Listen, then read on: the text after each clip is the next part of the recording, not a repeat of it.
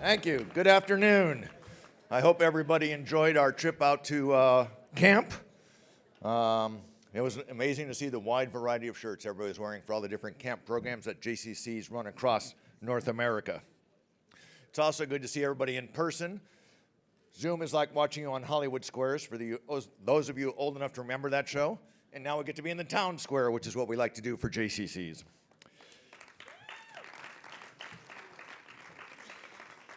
First of all, I want to thank JCC Chicago for their hospitality and partnership.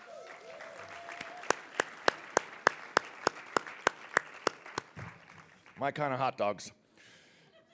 As a JCC Association board member for the last 20 plus years, I've had the privilege of serving the JCC movement, and from 2018 to 2022, I held the position of board chairman. Thank you. COVID made that one a lot of fun. Today, I'm delighted to be with you as the chairperson of the Nominating and Governance Committee. The election of the board of directors is always a special moment that connects our movement to its rich and vibrant history. It has been my distinct pleasure to serve as chair of the Nominating and Governance Committee. I'm very grateful to the members of the Nominating and Governance Committee for their diligence and devotion as we work to complete our charge. Thank you for your terrific work.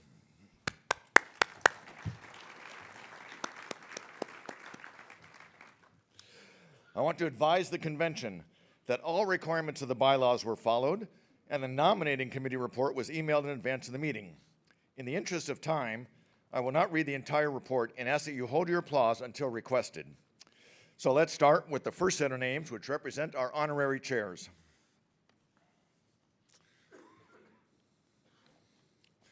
Doesn't say hold for applause yet, so no applause, please.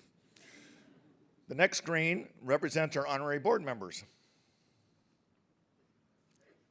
There we go. All right. And the next one is the directors who have been renominated for 2-year terms.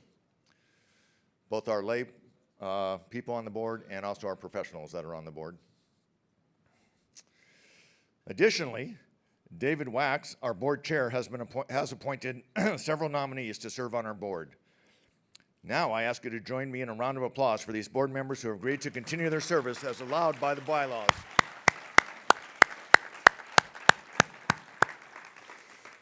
Two seats on our board represent the chair of the plenum of the JWB Jewish Chaplains Council and the chair of JCC Global. We're so pleased to have these important partnerships represented and working with us. Please again give them a short round of applause.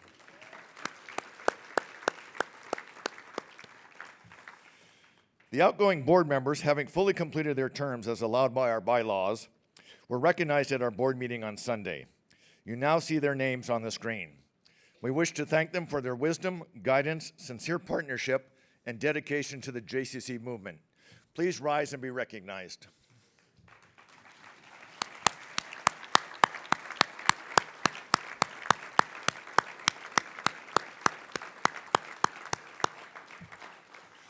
I will paraphrase an Eagles song. You can term out, but you can never leave. You are welcome to come to all the board meetings and be with us constantly. And now the names of individuals being newly elected to the board of directors. I ask for a round of applause for these new representatives to our board.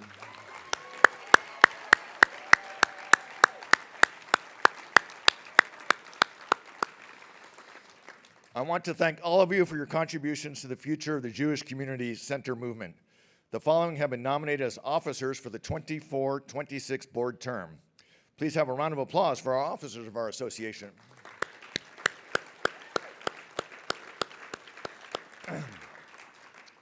I'm now pleased to present in nomination David S. Wax for election as chair of the JCC Association Board of Directors for 2024 to 2026. Please join me in congratulating the members of our board members.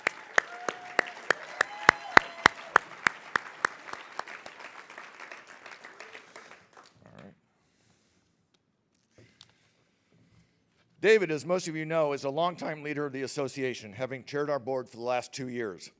He has chaired numerous committees during his tenure on our board and is a significant philanthropist. David is also an active leader and the past chair of the Lawrence Family JCC of San Diego. Yes, great place. Our bylaws allow for 2 terms as chair of the association.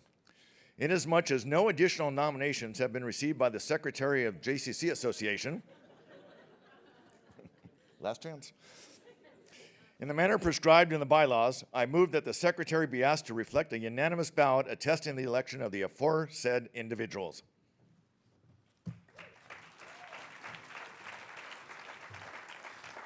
It's my big part today. Can I have a second? Thank you. Any discussion? All those in favor? Aye. Thank you. Oh, all right. Any opposed? Any abstentions? I screwed up. All right. Now you're in for 4 more years. Congratulations to all. I ask that all of our JCC Association board members please stand as we give them a round of applause.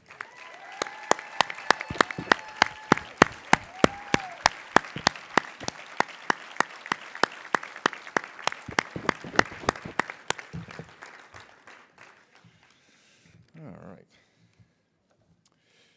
In this segment, I want to say a word about our board. We are fortunate to have a board of highly engaged leaders representing a wide swath of the JCC movement. Our governance committee is pleased that we are moving forward towards our goals of being a more demographically diverse representation of our JCCs. With our newly elected board, we now represent 25 states, significantly expanding our presence beyond the East Coast. We can generally say we reflect North America, with members in Mexico and Canada, and we'd love to have more. We have a growing cadre of younger leaders, and the makeup of our members is close to an equal number of men and women serving on our board. We continue to work towards a more diverse profile, and we take this effort seriously. Our board meetings feature robust and engaging discussions about the future of our movement, which we hope you will see reflected in the sessions you are participating here in JSummit. We know these same discussions also take place in your own JCC boardrooms.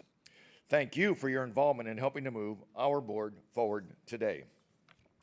It is now my pleasure to introduce Jennifer Mamlet, JCC Association's acting president and CEO. But before I do, I have a few quick words to say. I'm doing dual duty up here. As many of you know, I'm also chair of the CEO search committee, which is underway. Many of you have been in contact with our search firm, and your input has been invaluable. While the process takes time, we expect the outcome to be a positive one for JCC Association. And for you, our partners in leadership, in the interim, Jennifer has gracefully and skillfully stepped into the leadership of the JCC Association. Jen, speaking on behalf of the JCC movement, we are grateful to be in your very capable hands at this time.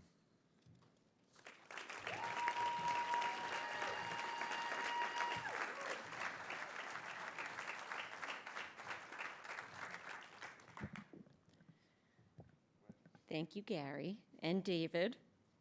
Thank you also to the JCC of Chicago for an incredible morning at camp. They absolutely deserve another round of applause.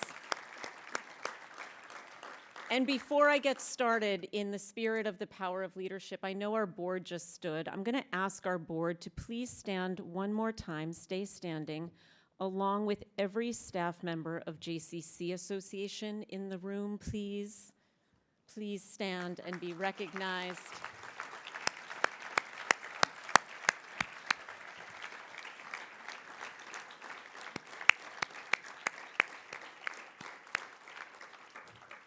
I want to take a moment just to thank each and all of you who are just standing.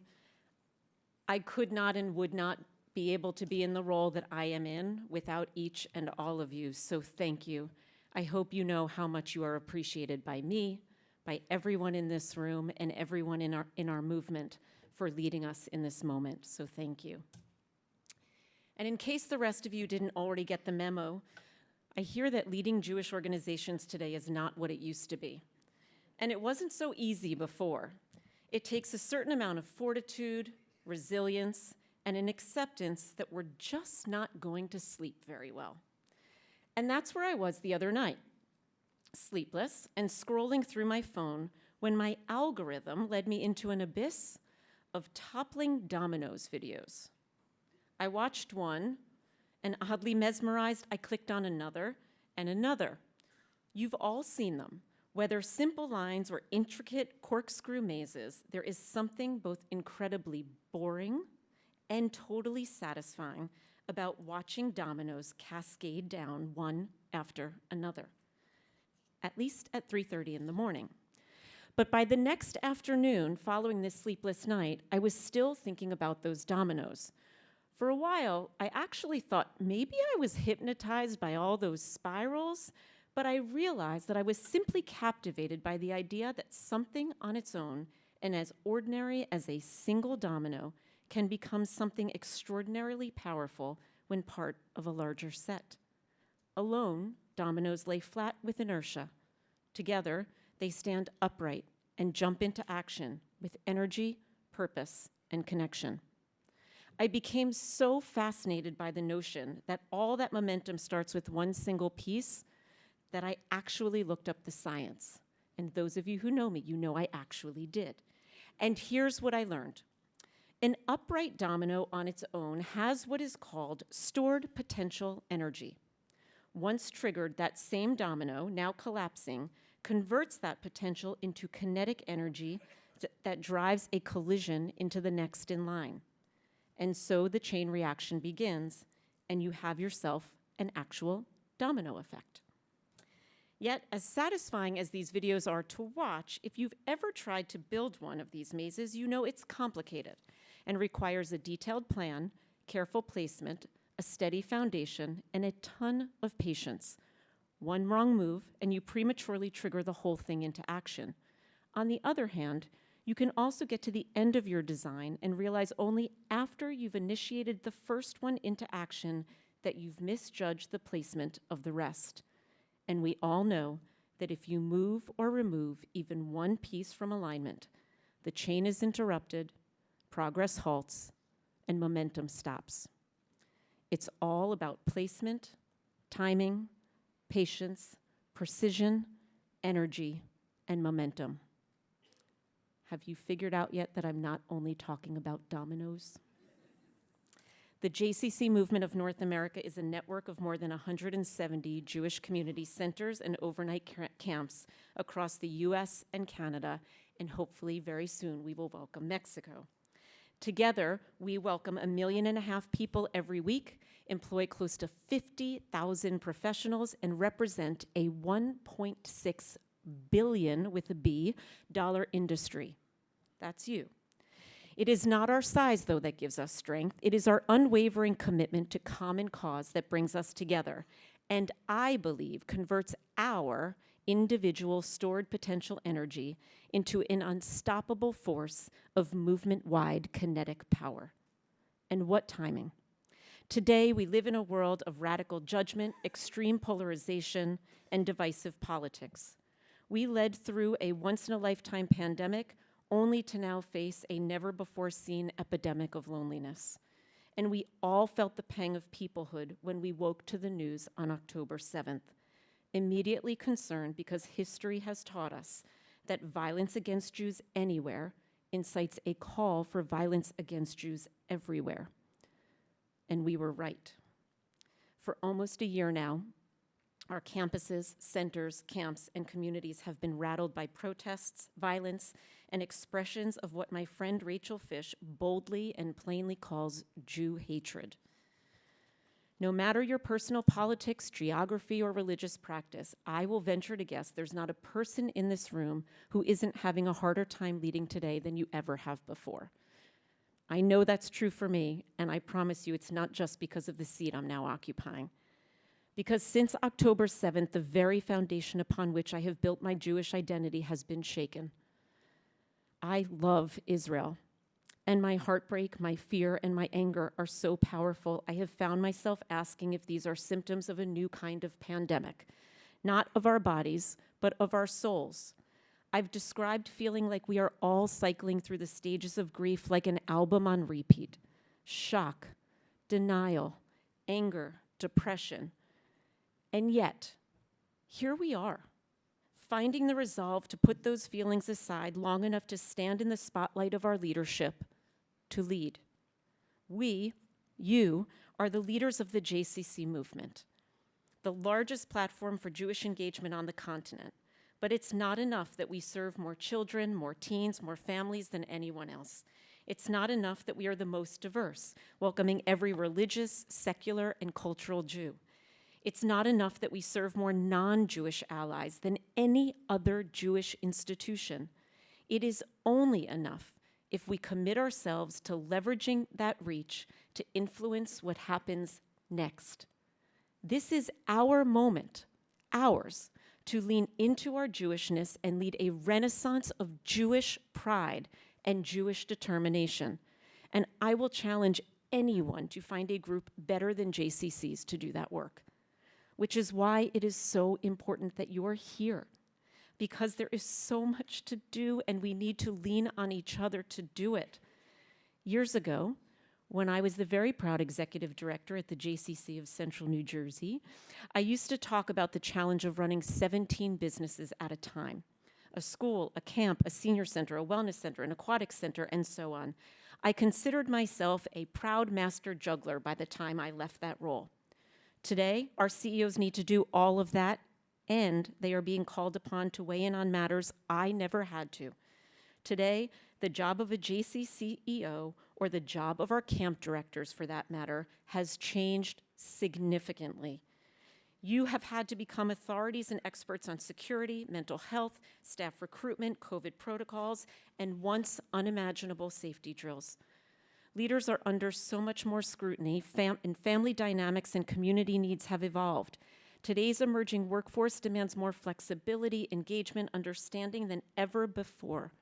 Add to this your responsibility to lead Jewishly, with the literacy and eloquence once only required of our local rabbis. The job of leading Jewish communal organizations has never been harder. It's not just juggling anymore. It's juggling on a high wire with a very small safety net. To my lay leader friends in the room, your jobs haven't gotten any easier either, and you know that. The pressures on your time, talent, and financial support have never been in higher demand. Yesterday, was that only yesterday? Rabbi Cosgrove spoke about how we are all Jews by choice. I'd like to recognize that our lay leaders are also leaders by choice, and that comes with heavy responsibility and deep gratitude. My greatest hope for all of you is that JSummit is providing you with a respite from the day-to-day challenges you face, and that we're creating a safe space to comfortably and please humbly confess your vulnerabilities to the pressures of leadership at this moment. I hope we're also creating a brave space to speak honestly, and as I heard someone recently say, in rough draft. Speak in rough draft, because this is our laboratory to test ideas, share notions, and learn from and with one another. Because in spite of our challenges, or maybe fueled by our conviction to solve them, we are here together only for 48 hours of learning and connection. Our hope is that you will leave stronger than you arrived, with new tools, resources, and an expanded network of others who simply get it. This is one of the most fundamental and important things that JCC Association can do. Because while you care for your communities, we are here to care for you. To lead this movement, we have to know each of you to know all of you. Our strength is not in our sameness, but our ability to combine our unique strengths to make a more powerful whole. And we do this because, though diverse in thought, we share a common purpose. Our common purpose is building stronger Jewish community and more vibrant Jewish life. How your JCC or camp animates that shared vision is the work that happens in your boardrooms and your staff tables. But how we define the potential for how far we can go together is the work that's happening right here. That's why your input on the new partnership model has been so important to us these couple days. If you haven't participated in one of the workshops on this topic, please consider this your very personal invitation to let your voice be heard. This is a chance for your JCC and camp to claim its stake in our future, to partner with us and each other to advance our field's impact. Because today, with all that's at stake for the Jewish community and the Jewish people, the question is not what is the cost to your JCC to be part of the movement, but what is the cost to your community not to? To me, This is the ultimate value proposition question. It's not only what JCC Association can do for you, or frankly, what you can do for us, but rather what we can do together. And let me be very clear, it is also about what JCC Association can do for you. What services you need, what support we can provide are all vital, but they're not the sum total of the value equation. We must also have the resources and trust of this entire movement to allow us to lead. With your entrusted support, JCC Association can accomplish with donors and partners something no single JCC can do on its own. When we represent all of you and animate their imaginations about what's possible, when we leverage the full potential of this unparalleled platform, we can take advantage of a continental vantage point that reveals a picture too hard to see only through a local lens. At the same time, I know that JCC Association must also recognize that our broad view doesn't allow for the nuance and understanding that can only come from local perspective. And that's why our partnership matters, and why it is so important, especially right now, that we have a dozen JCC and camp CEOs sitting on our board. They help to make sure that we maintain our commitment to a shared vision that is built upon a vision of shared perspective. We are building something, and each of us has a role to play to keep our communities thriving. When we talk about JCCs or about camps, we are not merely discussing buildings or programs. We know that. JCCs are living, breathing embodiments of our collective values and aspirations. We are talking about the beating heart of our communities, a place where generations intersect, where traditions of the past are preserved, and where dreams for the future are imagined.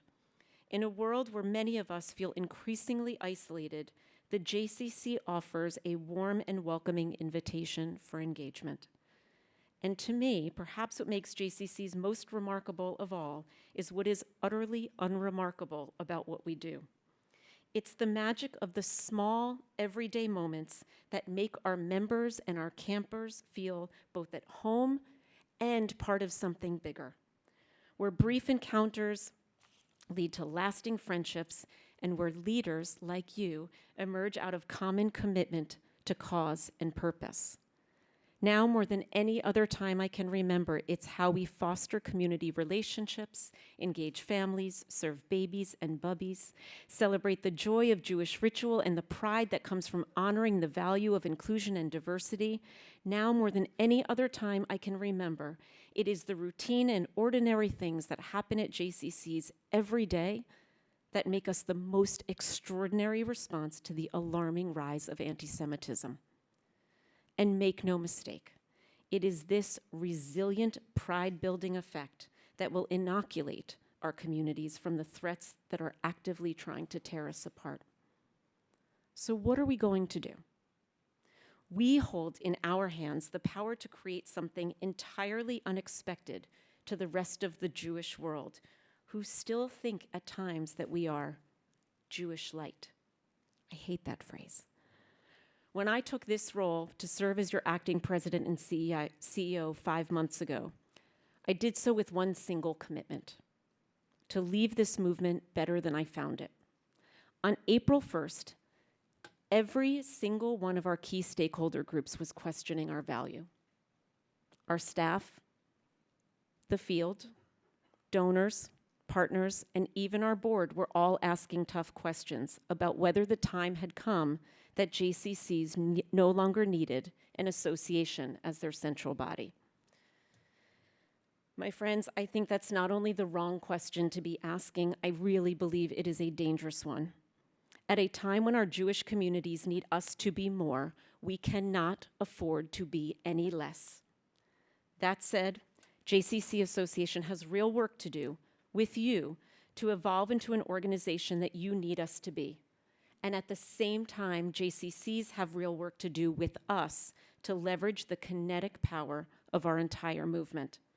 Now our job is to figure out how together to make sure we are providing enough value that you can both comfortably and responsibly maintain stronger affiliation with this network. Our job is to figure out how together we're going to redefine what is possible. Our job is to work together to write the next chapter, to understand the magnifying power of our partnership, the transcending and connective tissue-building power of Jewish peoplehood, and the essential power of leadership to provide the vision and the plan to make the impossible more possible.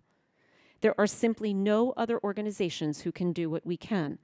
For those who remember, years ago when JCC Association first launched the J brand, it was introduced with a tagline that my JCC at the time proudly adopted. It was simple: there's something about this place. It resonated with everyone who saw in that word something, whatever their something was, not by our definition, but by theirs. Like JCC's, JCC Association now finds itself trying to deliver the right something to each of you.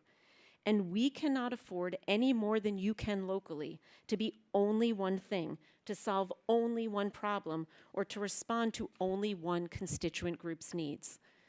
And just like not every member of your JCC directly benefits from every investment you make in early childhood or camp, or that you've reserved 3 hours a morning on the highly used basketball courts for pickleball, that might be the only thing that everybody likes, we know that not everything we do will resonate with every one of you.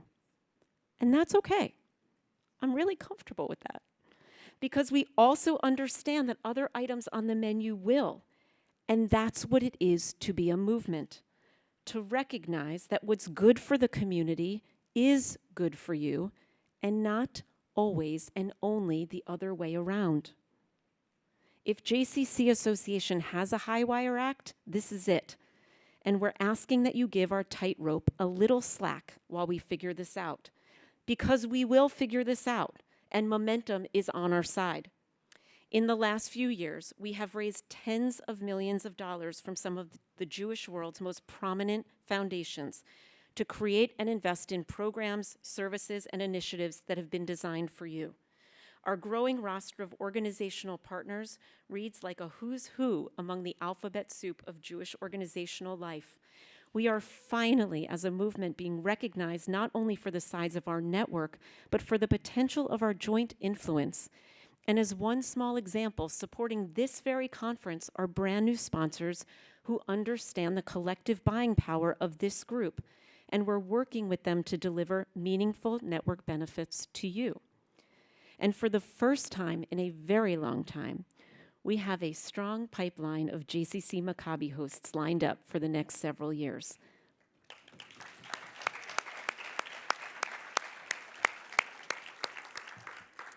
Following a very successful set of games in Detroit and Houston this summer, I am proud to announce that in 2025, and many of you know this already, we will be in Tucson and Pittsburgh hosting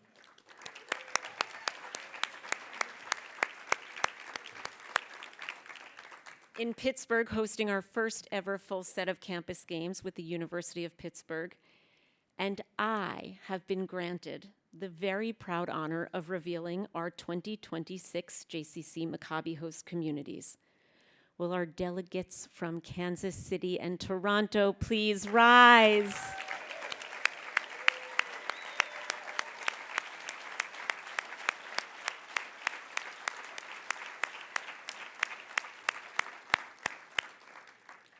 I know that Sam is very hard at work, and there are many people expressing interest long beyond 2026. And after years of struggle, right, Sam?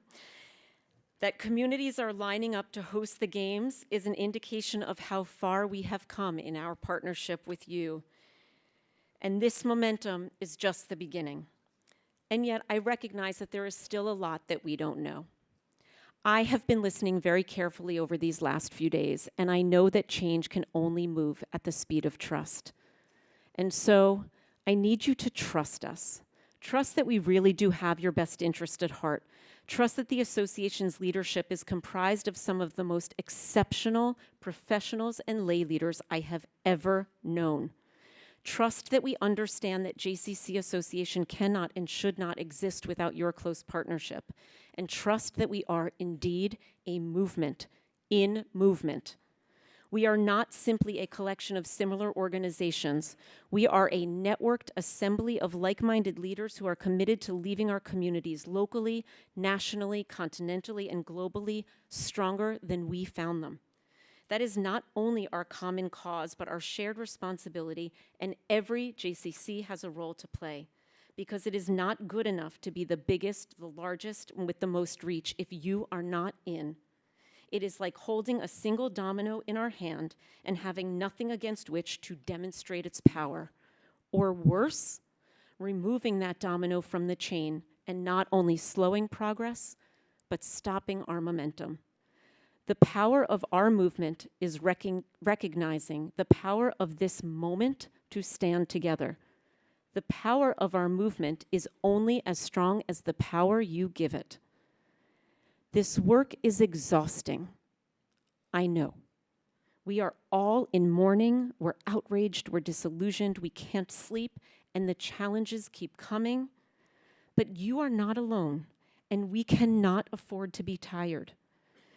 And JCC Association, you have my word, will work tirelessly on your behalf in whatever ways we can to fortify your resolve to keep at it, because you're the leaders upon whom your communities are depending, and no one knows that better than you. As Rabbi Cosgrove urged us yesterday, we all need to find our Hineni, our here I am moments. I have spent the last decade plus of my life in the JCC movement, saying Hineni in ways big and small. My leadership is shaped by what has become a personal mantra of how can I help? In 12 years, I have never felt the urgency of that question more than I do now. But I have also come to know that as powerful as Hineni is, what is more powerful is when we are moved and mobilized to shout a loud and proud Hinenu, we are here. I build, we build stronger Jewish community and more vibrant Jewish life. The backdrop with which we have done that work together has been disrupted and tested time and again, just as we are now. I know the people in this room. I know that across 170 communities in the US and Canada, the leaders of our Jewish community centers and our Jewish community camps are among the most resolute, determined, and brightest stars in Jewish organizational life. We must embrace the responsibility of leadership with renewed vigor, courage, and urgency.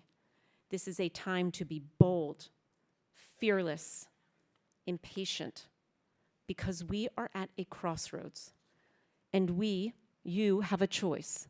In the spirit of Lador Vador, from generation to generation, our shared future and that of our children's children depends on what we do right now.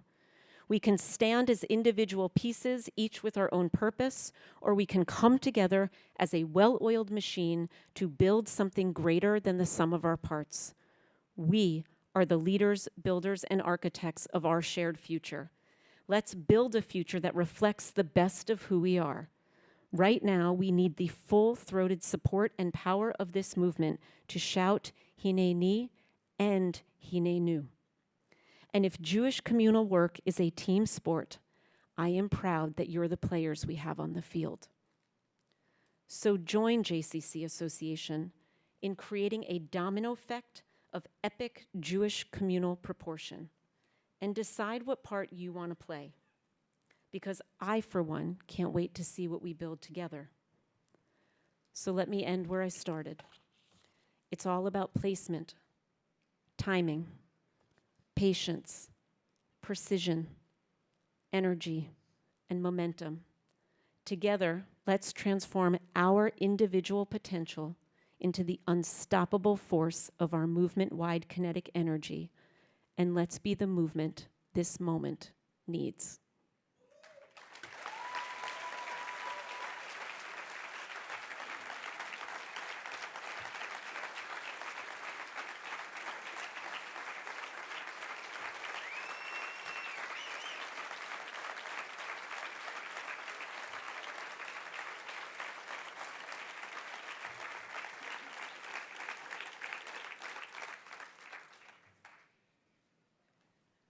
The staff are keeping account how many times I cry. Don't do that. Thank you. Thank you for that. It is now my honor to keep us moving and to introduce the panelists for our leadership conversation, and we have the best panel coming up. We intentionally invited friends and partners who are deeply invested in our movement and will bring distinct and important contributions to what promises, I know, to be a very lively discussion. We have a change from our original lineup, so I'm sad to say that both Gali Cooks and Lisa Brill are sick and were unable to join us.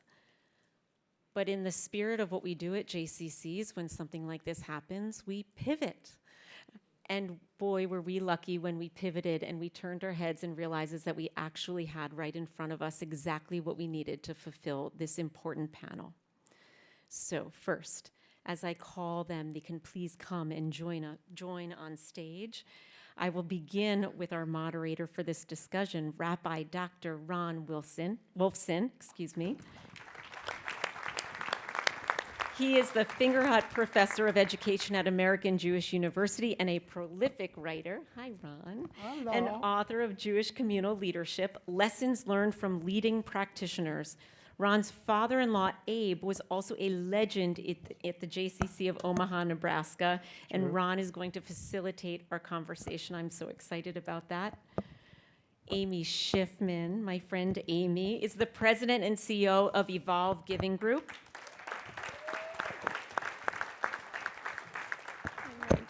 If you have been lucky enough to work with Amy like I have, you know that she has intimate knowledge about our movement and the work of the Jewish communal sector and will add so much to this discussion.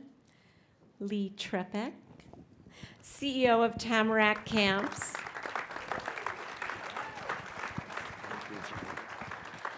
Lee is an innovator who identifies opportunities to partner talent with philanthropy to lead a premier camp system that I was very proud to get to go see this summer. Lee's unparalleled enthusiasm, you will find out if you don't already know, it says Jewish camping, but I'm going to say for everything, has taken Tamarack to spectacular new heights. And finally, with great pride, I invite Sam Cohen,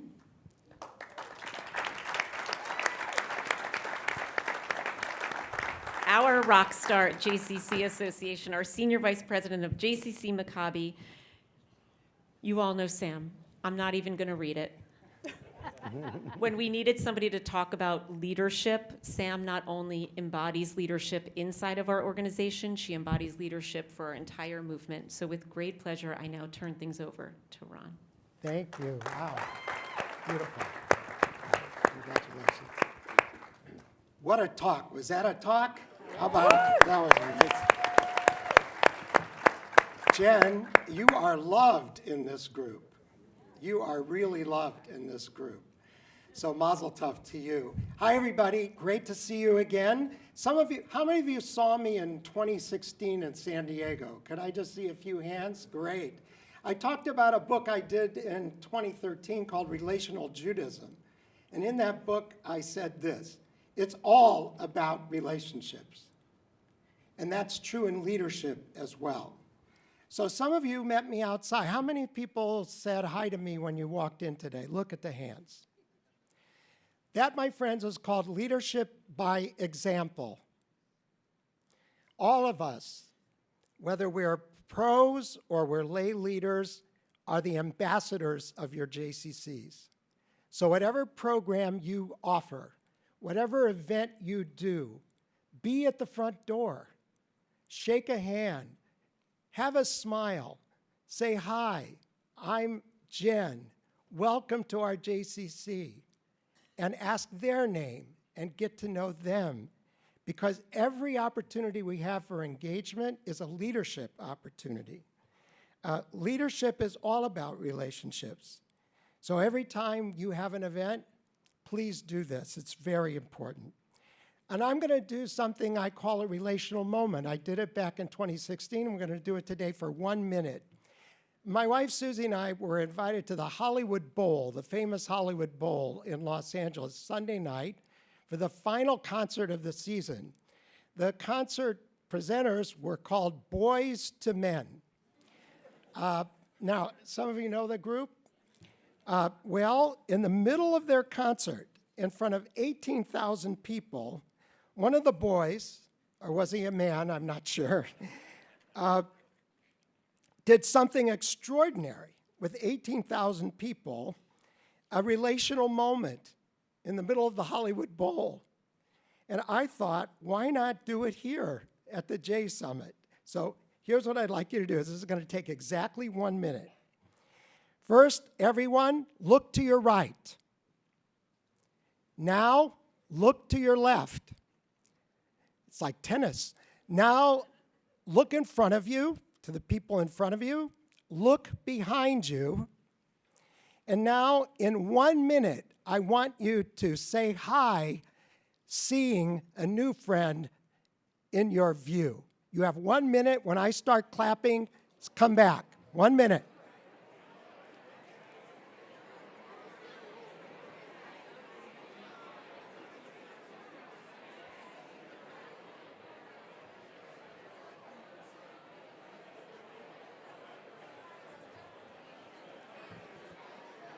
"30 seconds.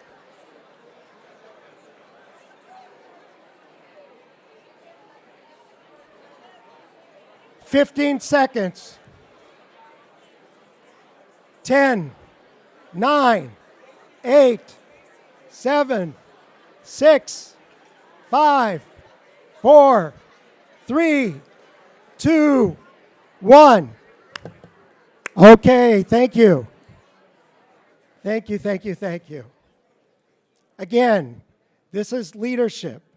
This is called making sure that every event we have is not just a presentation of content, it's an opportunity for social engagement.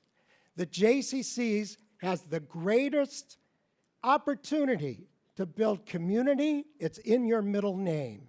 So every time you're together, build a relational community. Everybody wants to be seen. And I want to thank the leadership of the JCC Association of North America, especially Jen, your amazing Mark, and Carrie. Can we give them a big round of applause, please? Because they saw my work and invited me to join you at this amazing conference, and for gifting each of you a copy of this brand new book. It just came off the press for you. This is the book launch of the book, and I'm proud to tell you we're going into a second printing already just from Monday. This is amazing. The subtitle is called Jewish Communal Leadership. The subtitle is Lessons Learned from Leading Practitioners, and we have fabulous leaders here to learn from today. And I asked them what I asked the people in the book, the interviews in the book, 9 people. I asked them, how did you learn to be a leader? How did you learn the lessons of leadership? And I'll go first very quickly, and then our friends will share their stories. I learned my first leadership lessons from my mother. Her name was Bernice Wolfson. May she rest in peace. She graduated college in Lincoln, Nebraska when she was 21. At 22, a year later, she got married. A year later, I came on the scene. And then in the early 1950s, against all odds, my mother went into business. She had an advertising firm. Then she wanted to create a donut shop. She asked Mr. Donut if she could bring one to Omaha. They said, no, you can't because you're a woman. They wouldn't sell her a franchise. So she created her own chain of donut shops, 12 donut shops in Omaha, Nebraska, called Dippy Donuts. Then a deli, then a karaoke bar, the first in Omaha, Nebraska, the first. And then she, on top of all that, she was a volunteer leader at the JCC, at our synagogue in Omaha. She created the first foundation to support blind kids in the state of Nebraska, Nebraska Foundation for Visually Impaired Children, that she chaired from the moment she created it to the day she died. On top of all of that, she ran our family. My mother was the rock of our family. There's something in leadership literature about empowering leadership. Like our quote today is, this conference is empowerment. Well, there's empowerment and there's disempowerment. Mom did a lot of empowering in her life, but at home, there was something of disempowerment. The best example is that my dad, Alan, never bought himself a shirt.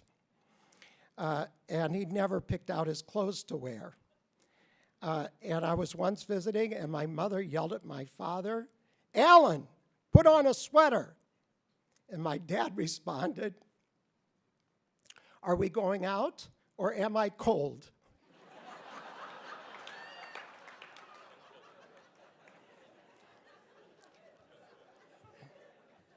That is called directive leadership. But there's also non-directive leadership, and that's what we'll hear from our guests now. Okay, everybody. Amy. Yeah. What's your leadership story? How did you learn the lessons of leadership? Well, it's lucky that I'm sitting next to the CEO of a camp system, because my story is really about camp. My first job, I came up through the JCC Chicago system. I feel bad I don't have line of sight over to you folks over here, but you can see the screen. Hi, I see you. I came up through the JCC Chicago system, and the best job I ever had was as a counselor at JCC Camp Shy. And I truly think that role,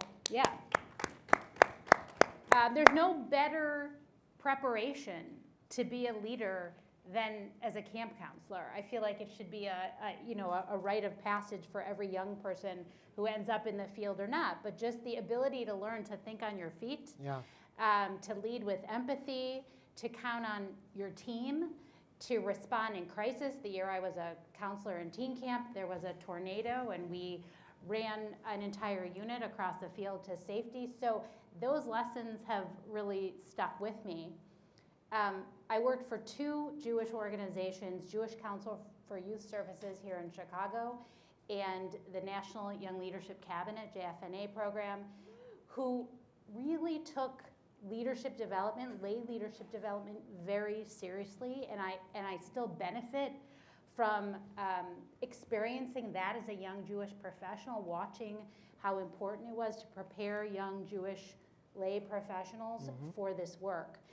And last, I'll just say that, and this is a little sad to say, but I think I learned almost as much from the ineffective leaders that I watched, the bosses that I had who weren't great, that allowed me to reflect on what I didn't want to be, and the intention to be and lead radically differently from people who weren't doing things that didn't lead in a way I wanted to follow.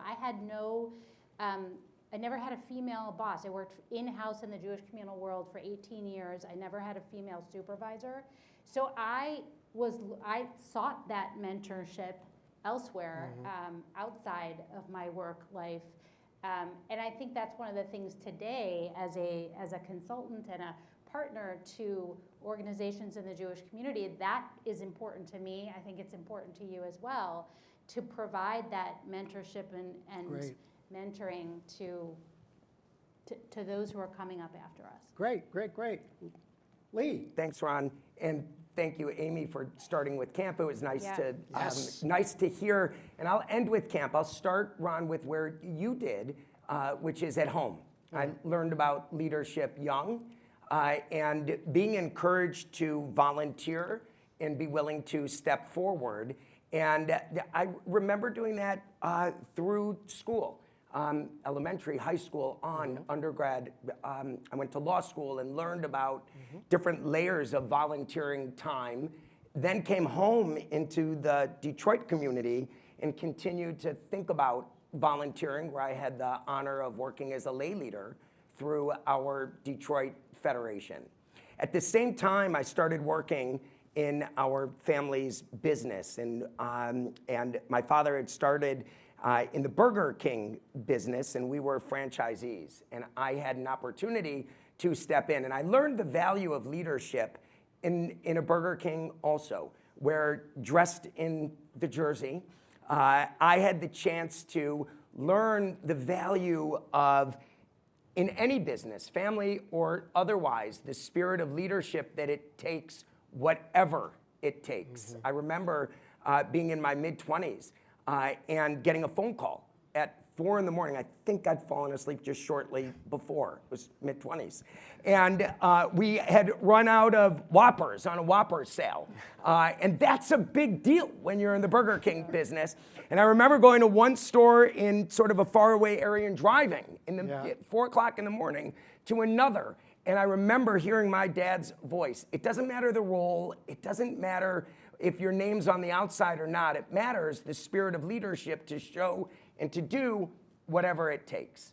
I think that the thread is, Amy, where you went, which is camp. And I think that's why I gravitated toward the camp business ultimately.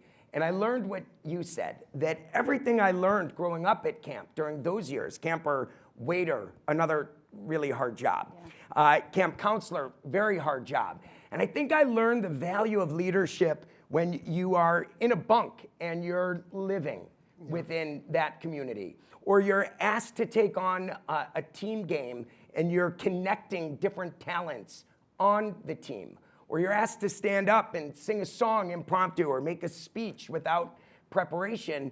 Those threads, I think, were the connectivity that I learned at home. Volunteer, do whatever it takes. Now, I want to take one pause before Sam. In this room, this is how leadership carries forward, is Brian Siegel, who many of you may know. I'm honored that in 1983, when I was young, he was my camp counselor. And today in this room, he's a leader in our local community. He's a leader in lots of other communities. And I continue to look at those models, role models, that were part of the camp experience that continue to be in rooms just like this. Fantastic, great. Thanks, Brian, you're awesome. I can't see you, but I still appreciate you. I think it's great. Sam. Well, I could tell a camp story, but for those of you that know me in the room know that I'm going to tell a JCC Maccabi story. Shocker. So I think that for me, I can talk about lots of things to do with leadership and my leadership journey, but if we're talking about my leadership story and the lessons I've learned along the way, the starting point has to be that point of inspiration, which I think resonates with a lot of people in leadership roles, is where did we find the inspiration, what drives us to do what we do, what drives us to want to continue to contribute and make things better and often enable and empower others to have experiences that we had through those inspiration points. So, you know, for me, I am a product of the JCC. I'm a JCC baby. I'm a product of the JCC movement, which is crazy because I didn't even grow up in North America. When I was a teenager, I had the great honor of coming to Staten Island, New York. Any Staten Island in the house? Yes. From London to compete in my first JCC Maccabi games. And I'll never forget that moment. And for those in the room that have heard this story before, I'm going to take the privilege of taking a leaf out of my great JCC mentor, Dan Bernstein's book, and telling the same story that you've heard a few times over. So I apologize that you've heard this, but for those that haven't, I walked into the opening ceremony, marched into the opening ceremony in Madison Square Garden, New York, the Madison Square Garden. There were 10,000 plus people in the stands cheering, waving. It was glitzy, it was glamorous. They represented every face and age and denomination and background of our community from all over the globe. And I looked to my right and I saw a Mexican Jewish tennis player wearing a sombrero. And I looked to my left, sorry Ron, and I saw a baseball player from Omaha, Nebraska.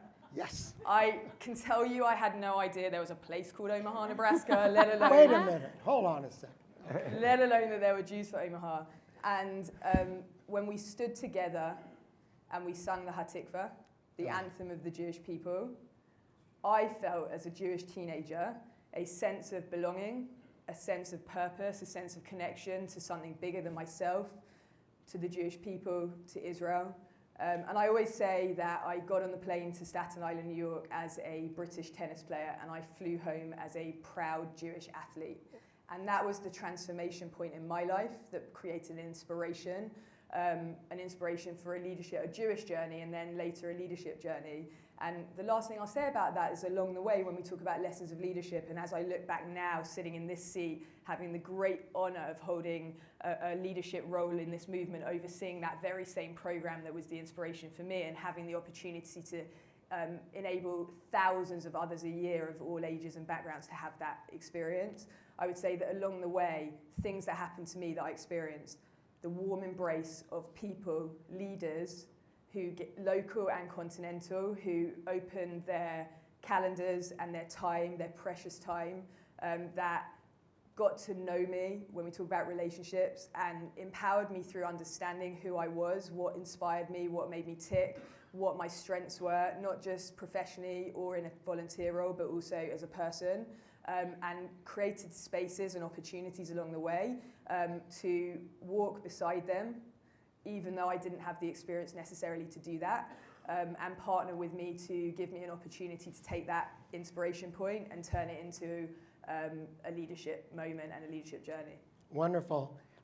When I did talk to my friend Lisa, Lisa Brill, who's a great leader of the JCC movement, she wanted me to ask her, and so I'm going to ask her, I'm going to ask you. She wanted to talk about what sparks joy in leadership. And all of you are leaders in this room. We know that we want to show the effect of JCC engagement. So what Lisa said to me, when I see that cart with all the preschool kids, you know what I'm talking about? You know, it's like 6 layers of preschool kids. In the Omaha JCC, it's like 5 layers of preschool kids. And the Jewish Home for the Aging, the Bloomfield home, is attached. So they push the kids over to the seniors in the home. And I'm telling you, that's joy. That's joy. That's real joy. What sparks joy in you, in your work as a leader? Well, I'll say what I think. You know, I work with a lot of boards and a lot of volunteer leadership. And I would say that the boards that feel or seem the most joyful to me are filled with a sense of purpose. In other words, the role is clear. There's a job for us to do. I understand why you asked me to serve in this role. They were asked with intention by someone they respect. And again, they understand what's expected of them.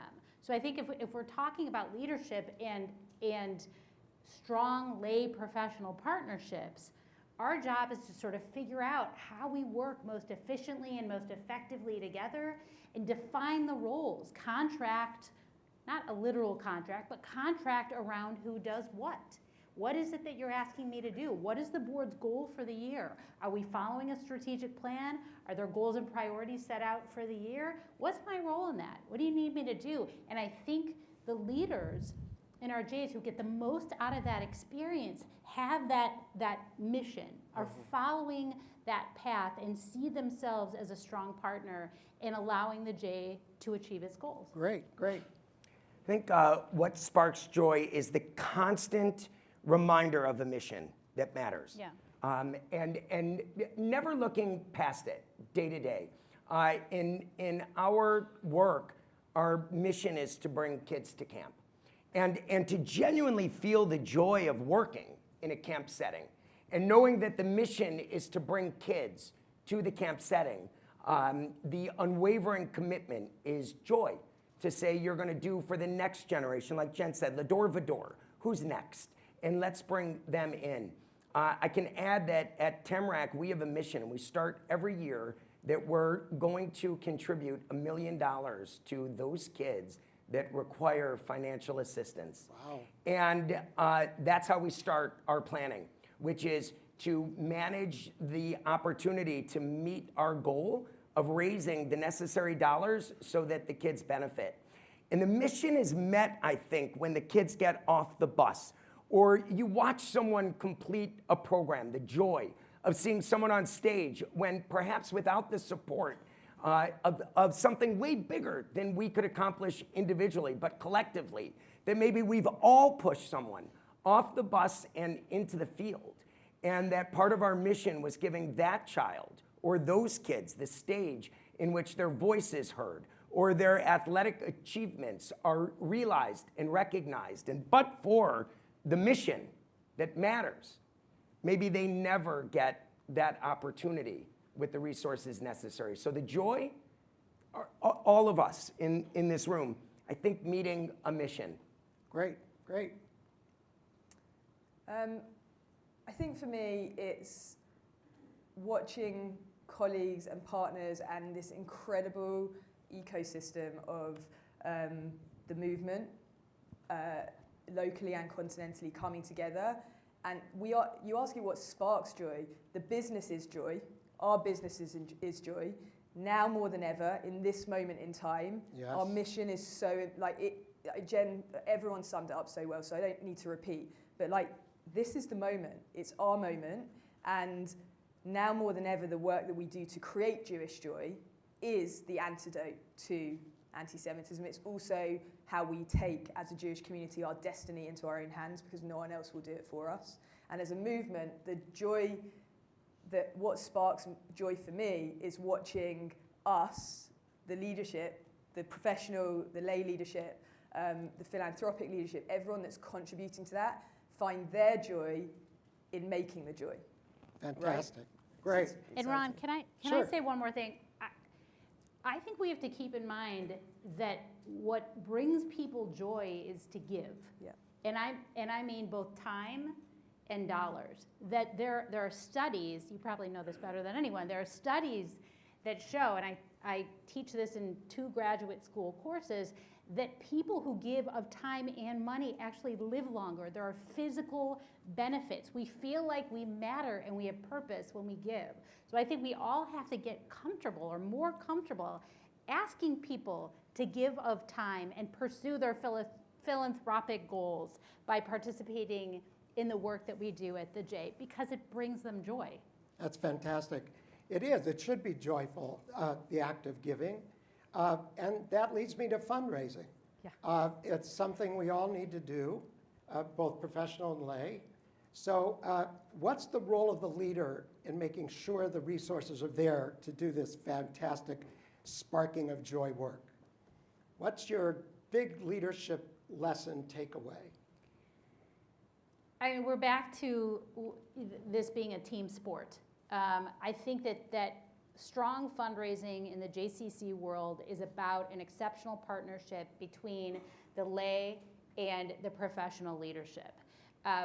We have to, and when we're talking about lay leadership, board members, committee members, we have to be comfortable talking about the gift, right? When we look at the foundation world now, and we're applying for grants out there in the world, they not only ask about, or they want to confirm that you have 100% giving on your board, because that's an assumption at this point. Like, you're not making it to the next level if that's not true. But they're also asking, which was not true 10 years ago, about how much the board is raising. In other words, what network, what relationships are they willing to bring to the table? And when you talk about fundraising, in addition to our own sort of serving as a role model and stepping up and making a leadership gift to the J, we also have to get more comfortable asking other people to join us. And yet, I'd like to expand the definition of fundraising beyond soliciting. So when we talk to board members and committee members about engaging in fundraising, and those of you who were in the breakout session yesterday where we talked about this, will know this, we're asking people to not just do things that make them feel uncomfortable, right? If soliciting is not for some members of your board, and I would guess 75%, 50% of your board is not totally comfortable yet with the ask, that has to be okay. There are other critical roles that we need the board to play in identifying donors, bringing their network to the table, cultivating relationships, stewarding relationships with donors, saying thank you. Those are just as important, if not more important, because we can't access the network without the board. We can solicit once that relationship is developed. So this is about finding a comfortable place in fundraising, expanding the definition beyond solicitation so that people are nervous from the start, and really looking at this as a partnership. It's an opportunity to allow people to pursue their philanthropic goals. That is exciting. That is not asking for a favor.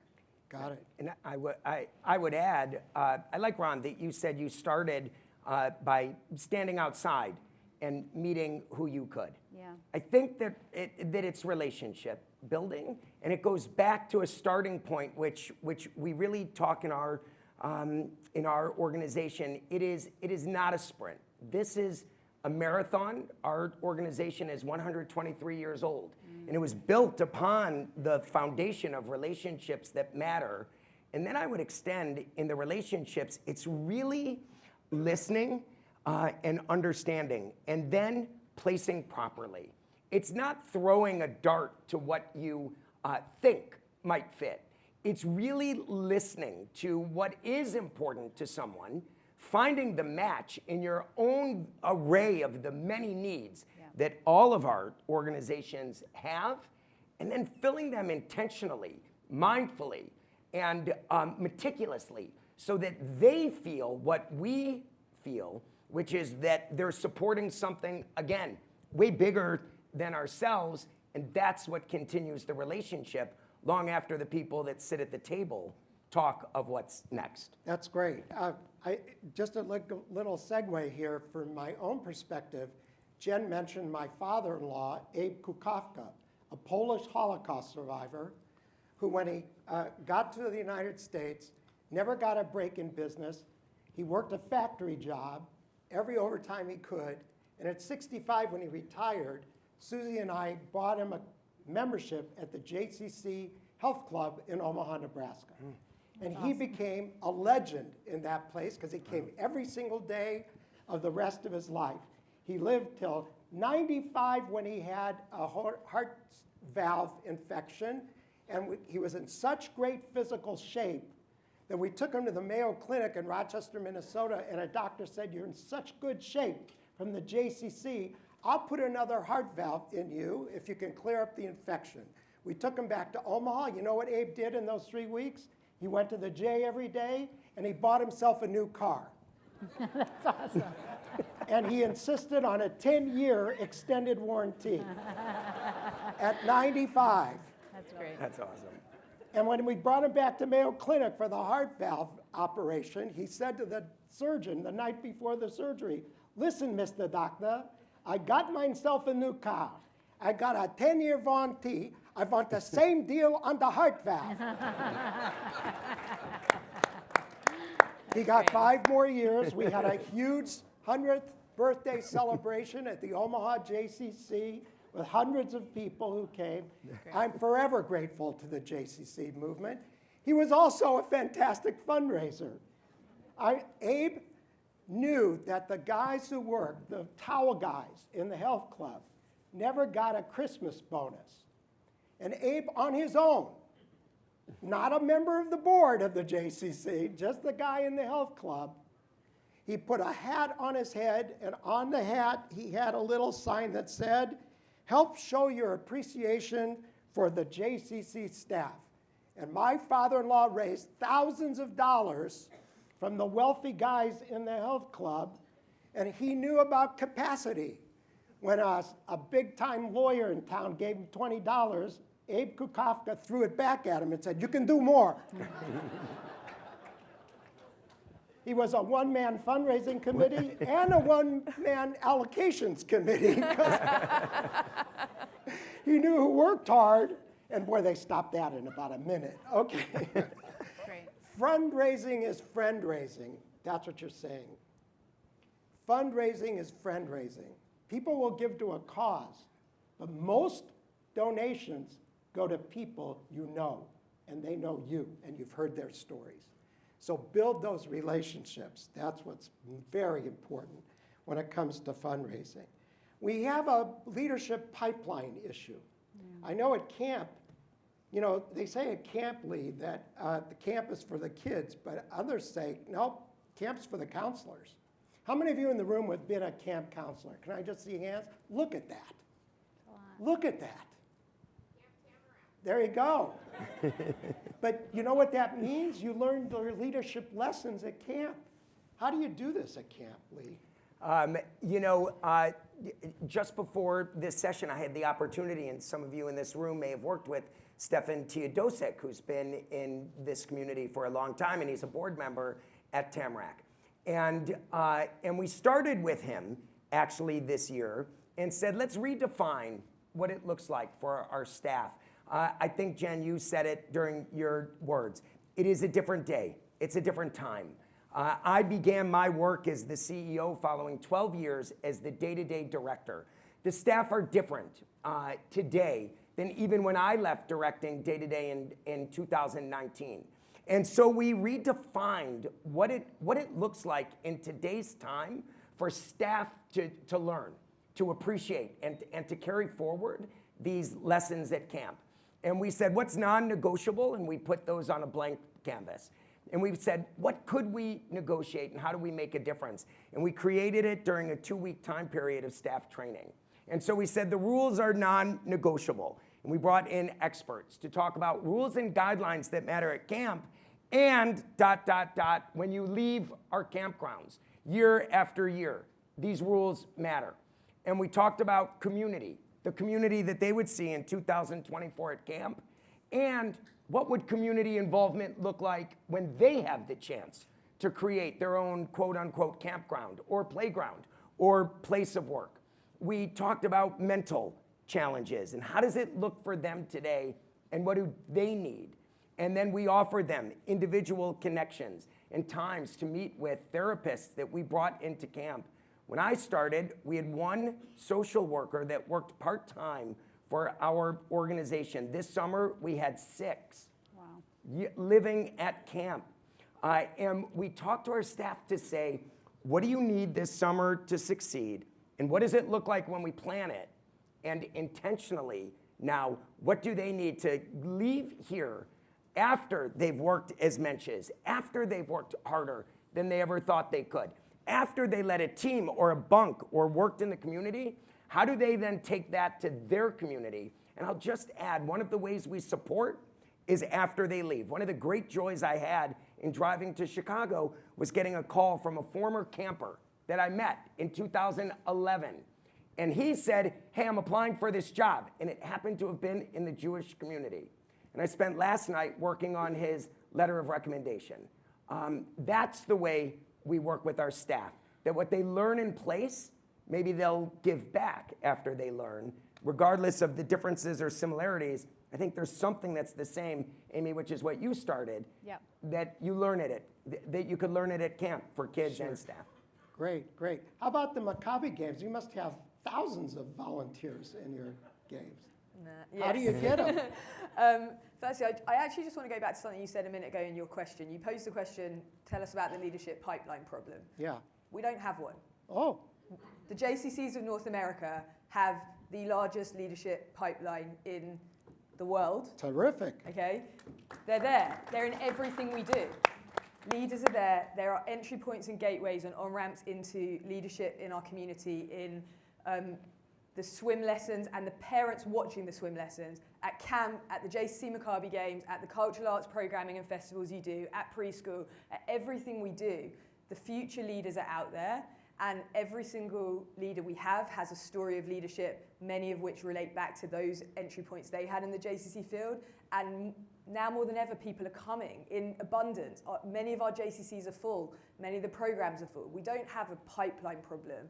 If anything, we have a resource challenge to make sure that we take advantage of every single opportunity to intentionally reach out to that pipeline and cultivate and make sure we're in relation with everyone to steward them through from that entry point of engagement to leadership whenever that comes. So, and I think in many places we're doing a great job of it, and there's always more we can do. So I want to say that on a positive note, because I personally don't think we have a pipeline issue. I think we just need to figure out how to do even more to cultivate the pipeline.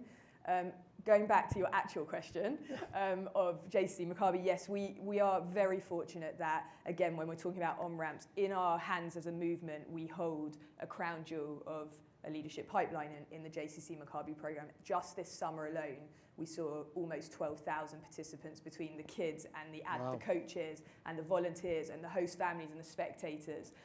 In action this summer, already several hundreds of those people are taking on leadership roles in the host communities, and we work very closely with our host communities, both the current ones and our future ones, to really talk about what it means to cultivate leadership as a goal of hosting the games. 150, over a quarter of the coaches that came from 77 communities across our movement this summer, 150 from those 77 communities were alumni of the program. Okay, these are mostly young adults, mostly the coaches that I'm talking about, 150 people who got their starting point probably in the community, because 2 out of 3 of our kids do, in JCC Maccabi participation, and just a few years later were probably taking on one of their first, if not their first, volunteer or leadership roles. So I think that in JCC Maccabi I can talk from that perspective that it's a key part of the strategy to understand that the engagement isn't just about in the moment, and it's not just about the primary user, which many of us think of as teens, which, by the way, are the future leadership pipeline. It's also about everyone else. And I go back to the swim lesson analogy. Equally important is the child in the swimming pool having that swim lesson, but as is the parent who came and is sitting in the sidelines and meeting other parents and engaging with JCC professionals and leaders who are coming through the building. And every single one of those people who are engaging in our programs, whether it's Maccabi or swim or camp, is someone that we have the opportunity to cultivate and manage and relate to and nurture. Great. You know, just a little note that you may not know about. I am a professor at American Jewish University, and 5 years ago we started working on the pipeline for early childhood educators. And we now have 139 students online from all parts of North America getting a certificate, a BA, an MA, and now a doctorate in Jewish early childhood education. And the tuition is low. It's like $7,000 to get this degree. It's amazing. And many of these students are coming from your JCCs. And we're elevating the quality of the preparation and the leadership of your early childhood directors. It's just remarkable. So thank you for all your support with that. Let's go to a big issue in the room. We've got lay leadership here, and we've got professionals. How can we be strong in the partnership between both?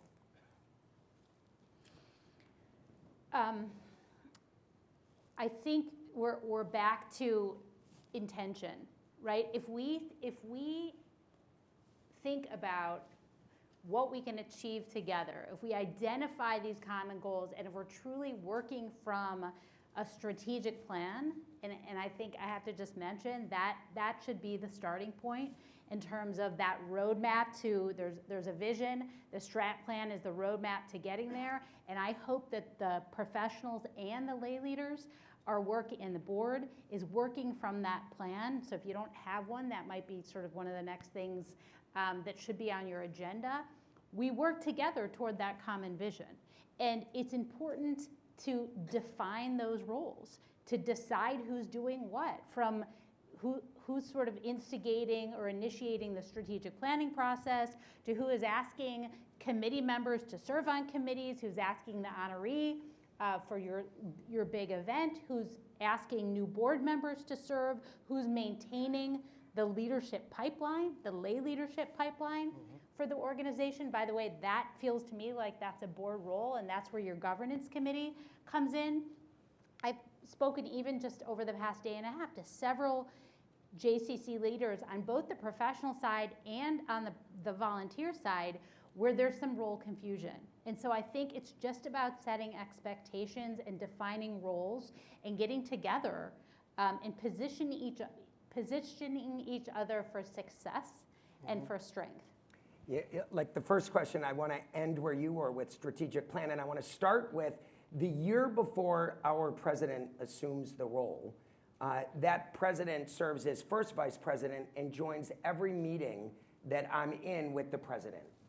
so that by the time our annual meeting takes place and the transition is secured, we've effectively worked together for a year. Style is known, intentions are realized and recognized, and there's already really a year of preparation so that the surprises take place 12 months, if there are any, prior. And I'll end with where you started. It's all by the intentional words drafted in a strategic plan that clearly defines how should we operate, who is responsible for what conversation, who's best to step in where maybe it could go either way. And really, if carefully defined in a map, a guideline of your strategic plan, I think everything else we would all say, ongoing communication, fair expectation of what's coming your way so that we, quote unquote, eliminate surprises, gives us the best tool, I think, to recognize success. And job descriptions, role descriptions, documented, and what the J needed of its board 5 years ago, 10 years ago, may not be what it needs of its board today. So we need to update that from time to time. What does it look like to be a board member in 2025 and beyond? What does the organization need of its lay leadership? That changes. So if we're stuck in what it was in 2015, we have a problem. We're not setting realistic expectations. Could I just want to jump in a moment because I caught your eye, Dory, just before we took a break earlier. And the reality is reaching out to people who know and who have resources. Dory, I just shared with you. You came to Detroit in 2019. We had this conversation. And I think it's leaning on experts and people who know, people who've done it, how to prepare, how to answer around that question, because it's going to happen to all of us. And I think that's a real spirit of relationship and leaning on people who know that can give. And recently, in a meeting that we had, someone literally pulled out a note and said, some beautiful answer. We said, we like that. That's the way we'll go. And the lay leader, the board member said, that was what Dory Donnell shared when she had come to town. And it's a true story that happened 2 weeks ago. Wonderful. And it's an amazing way that your question really happens, I think, in this room. Strategic plan, leaning on experts and being willing to training, yeah, right? Board retreats, like setting those expectations, offering opportunities for board members to be better at their jobs. Yeah. And I would add having lunch together. Yeah. I would add start your board meeting with a check-in, not a Devar Torah. I mean, you could do a Devar Torah. I just became a rabbi. Do a Devar Torah. But you know what's even more important? Bring your whole self to the board meeting. Yeah. Share your lives with each other. Become friends as well as co-workers. And you'll find that your joy in doing this work hits the heights. And maybe read something together. Kripke Institute is a very nonprofit organization, but we designed this book that you were given as a gift from JCC, Association of North America, to hope that you will read it with your boards, with your staffs, you pros. Because when you read, whether it's this book or another book, I believe in the power of a community read. When you read something together and you talk about it and say, well, how does it affect our JCC? You can't imagine what can come out of it because you are literally on the same page. I think we should thank these beautiful people, don't you?